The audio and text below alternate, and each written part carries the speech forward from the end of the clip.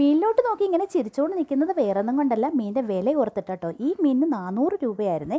കുറച്ച് നാളത്തിന് മീൻ കഴിക്കില്ലെന്ന് പറഞ്ഞപ്പോഴത്തേനും മീൻകാരൊക്കെ മീനൊക്കെ ഒടുക്കത്ത വിലയാണ് വാങ്ങിക്കുന്നത്. ഞാൻ എന്തായാലും 200 രൂപ കൊടുത്തിട്ട് 1/2 കിലോ മീനാണ് വാങ്ങിച്ചത് കേട്ടോ. എനിക്ക് കണ്ണനയിലായിരുന്നു കിട്ടിയിട്ടുണ്ടായിരുന്നത്.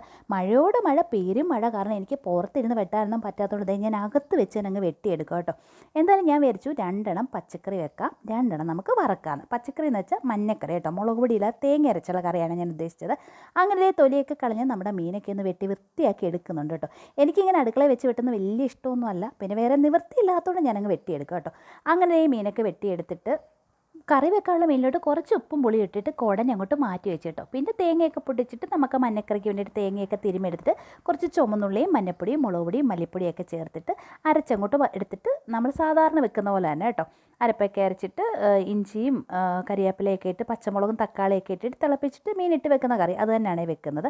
പിന്നെ ഒരു സൈഡിൽ കൂടെ കുറച്ച് മെഴുക്കുവരട്ടിയോട് വെക്കുന്നുണ്ടായിരുന്നേ. കുറച്ച് ബീറ്റ്റൂട്ടും ഒരു ഉരുളക്കിഴങ്ങും ഒരു ബീറ്റ്റൂട്ടും കുറച്ച് പാവയ്ക്ക ഇട്ട് സവാളയൊക്കെ ചേർത്തൊരു മെഴുക്കുവരട്ടിയോടെ വെച്ചു.